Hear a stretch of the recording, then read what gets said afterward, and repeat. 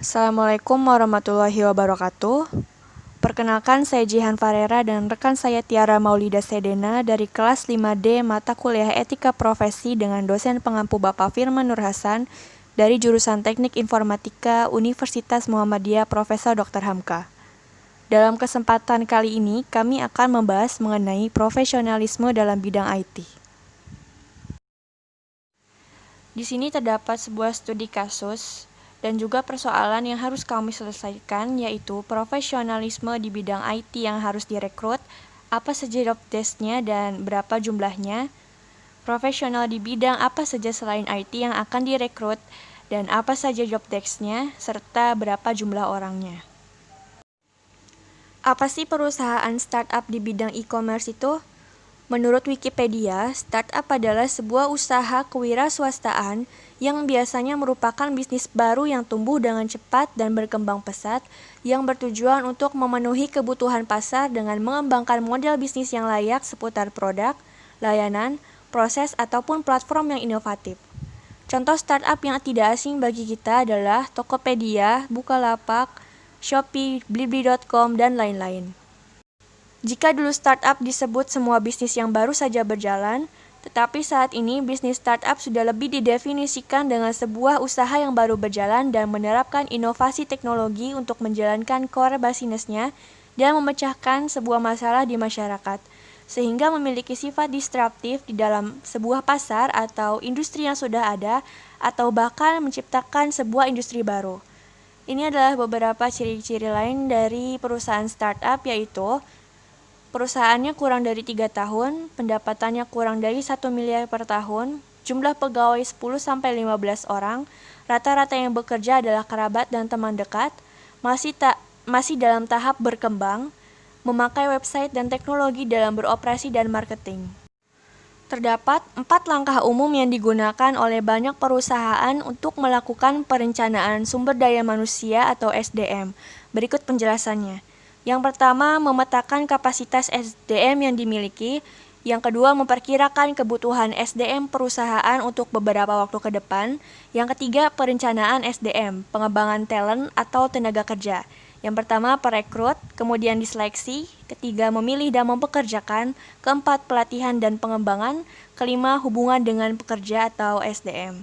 Yang keempat, evaluasi perencanaan SDM dan monitoring.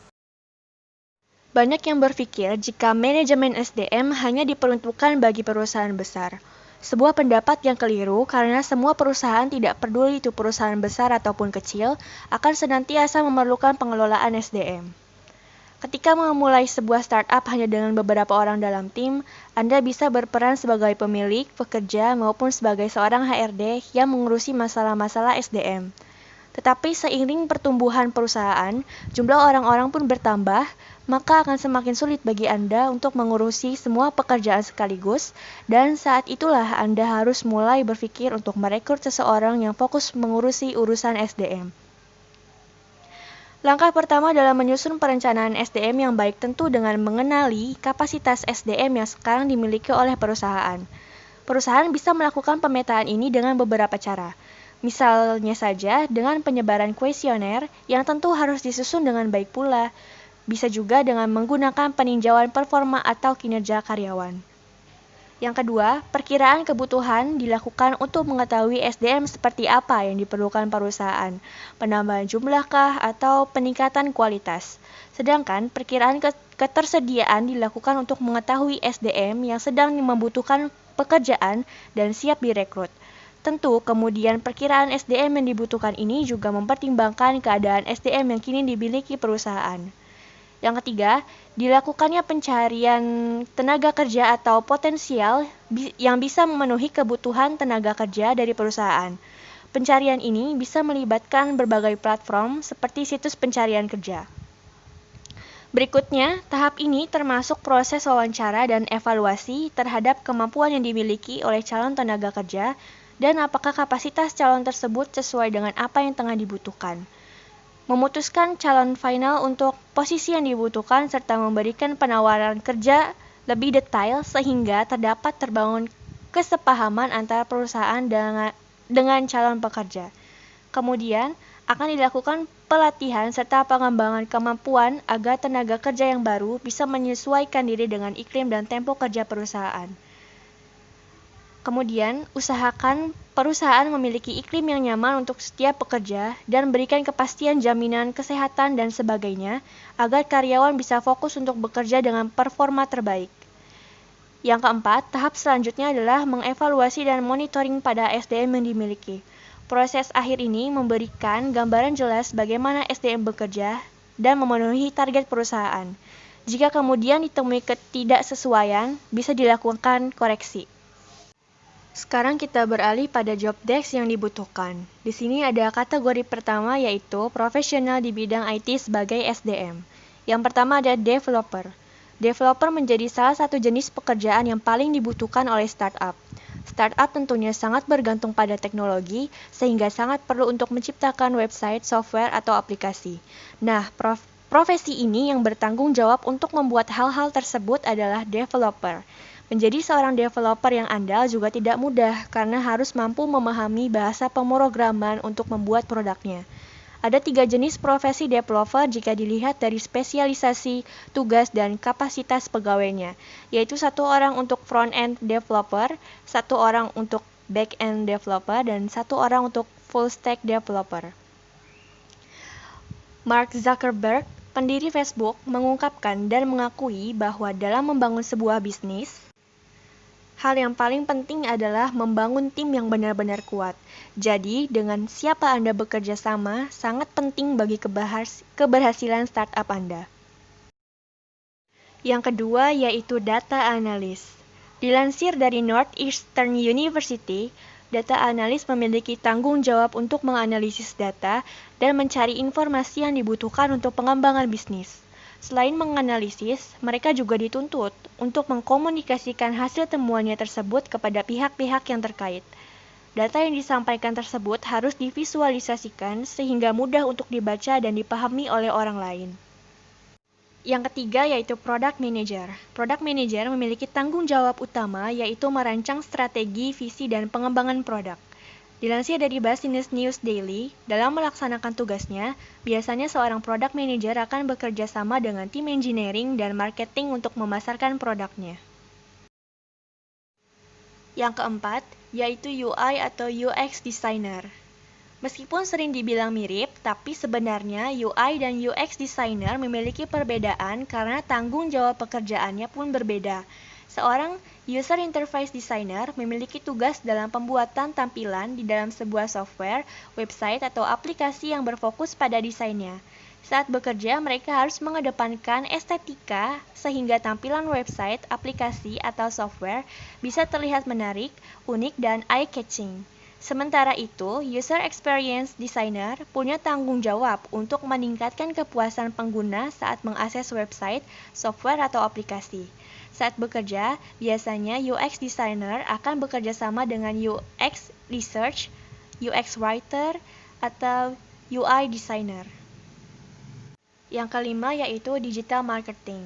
Skill utama yang perlu dikuasai adalah pemahaman tentang dunia digital seperti penggunaan medsos, mesin pencarian, pembuatan konten digital, serta pemahaman tools analistik. Dalam digital marketing, ada beberapa strategi yang bisa dilakukan, misalnya dengan menggunakan sosial media marketing, konten marketing, dan masih banyak lainnya. Berikutnya akan dilanjutkan oleh rekan saya, Tiara Maulida Sedena. Terima kasih. Assalamualaikum warahmatullahi wabarakatuh. Saya Tiara Maulida Sedena akan melanjutkan presentasi dari teman saya sebelumnya yaitu Jihan Farera. Di sini saya akan melanjutkan pada bagian ke-6 yaitu Sales Manager. Tugas utama dari profesi ini yaitu berjualan agar perusahaan bisa menghasilkan uang dan terus berkembang. Jika ingin bisnis cepat berkembang, tentu saja perusahaan startup harus mencari seorang sales yang berdedikasi dan memiliki kemampuan menjual yang baik. The Muse mengatakan ada beberapa skill penting yang harus dimiliki oleh seorang sales. Misalnya, pandai bernegosiasi, persuasif, ulet, dan mampu membangun hubungan yang baik. Nah, berikutnya ialah struktur organisasi perusahaan yang baik merupakan salah satu faktor yang bisa melandasi kesuksesan sebuah perusahaan. Penting bagi perusahaan untuk memiliki fondasi yang kuat agar bisa beroperasi dengan baik. Hal ini juga berlaku untuk perusahaan startup atau perusahaan yang baru dirintis. Menurut buku Startuppedia, karangan Anis Uzaman dijelaskan bahwa ada beberapa anggota inti yang perlu ada di tahap akhir sebuah perusahaan startup. Yang mana yang pertama ialah CEO atau Chief Executive Officer. CEO bertindak sebagai pemimpin dan perwakilan perusahaan. Sebagai pemimpin, peran CEO bisa dikatakan sebagai posisi yang paling penting. Secara umum, peran seorang CEO mencakup beberapa hal berikut. Yang pertama, merancang dan mengkomunikasikan visi perusahaan. Yang kedua, memotivasi dan merekrut anggota tim. Yang ketiga, memprediksi tren pasar dan mengatur biaya dan anggaran. Yang keempat, menguraikan strategi bisnis perusahaan. Dan yang kelima, membangun hubungan dengan investor. Nah, yang kedua ialah CFO atau Chief Financial Officer. Lingkup tanggung jawab CFO pada struktur organisasi perusahaan yaitu membentuk strategi penggalangan dana, membuat keputusan yang berhubungan dengan sumber daya manusia seperti merekrut, memecat, menggaji, keuntungan, dan akuisisi, merumuskan dokumen keuangan, membahas kesehatan keuangan perusahaan dengan CEO. Nah, yang ketiga ialah CMO atau Chief Marketing Officer. CMO bertanggung jawab atas semua aspek pemasaran, meliputi riset pasar dan strategi kehumasan untuk menjaga citra perusahaan di mata publik. Secara umum, lingkup kerja CMO meliputi pertama, mengembangkan strategi pemasaran, yang kedua, melaksanakan riset pasar, yang ketiga, menjaga citra perusahaan, dan yang keempat, menciptakan kampanye humas atau PR campaign. Nah, yang empat atau yang terakhir ialah WP penjualan atau Wakil Presiden Penjualan. Wakil Presiden Penjualan bertugas untuk membantu perusahaan menghasilkan keuntungan. Lingkup kerjanya berhubungan erat dengan marketing dan penjualan seperti yang pertama, mengembangkan strategi pemasaran dengan CMO. Yang kedua, memahami kebutuhan konsumen dan mengembangkan nilai tambah yang menarik. Nah, apakah keempat inti struktur organisasi perusahaan tersebut perlu ada di semua startup? Struktur organisasi perusahaan di atas merupakan struktur ideal pada tahap akhir perusahaan startup. Ini berarti tidak semua startup sudah harus memiliki keempat anggota inti yang disebutkan. Startup yang masih berada dalam tahap awal pembentukan bisa menyesuaikan model organisasi sesuai peran yang dibutuhkan pada masa perkembangan. Nah, berikutnya ialah pembagian job desk dan jumlah pegawainya. Untuk profesionalisme di bidang IT, bagian yang menghasilkan produk atau jasa, yang pertama developer membutuhkan kurang lebih 3 orang, data analis membutuhkan kurang lebih 2 orang, product manager kurang lebih membutuhkan 1 orang, UI atau UX designer membutuhkan kurang lebih 2 orang, digital marketing membutuhkan kurang lebih 1 orang, sales manager membutuhkan kurang lebih 1 orang. Untuk profesionalisme selain di bidang IT seperti CEO, wakil presiden penjualan, dan pada bagian marketing seperti CMO dan CFO membutuhkan sekurang-kurangnya adalah 1 orang untuk setiap job desk. Dengan total 14 orang pegawai untuk perusahaan startup yang kami rencanakan. Nah, kesimpulan dari presentasi ini ialah setelah mempertimbangkan kondisi dan kemungkinan-kemungkinan yang akan terjadi di masa mendatang, kini Anda bisa memutuskan apa yang perlu dilakukan untuk pengembangan SDM selanjutnya. Apakah Anda akan merekrut karyawan baru? Haruskah mencari freelancer? Perlukah mengadakan pelatihan atau bahkan mengurangi tenaga kerja dan sebagainya. Nah, slide berikutnya menampilkan referensi-referensi dari sumber yang kami dapatkan untuk memuat segala informasi di dalam video ini. Sekian saja dari kelompok kami, kurang lebihnya mohon maaf. Semoga video ini dapat memberikan edukasi dan informasi. Wassalamualaikum warahmatullahi wabarakatuh.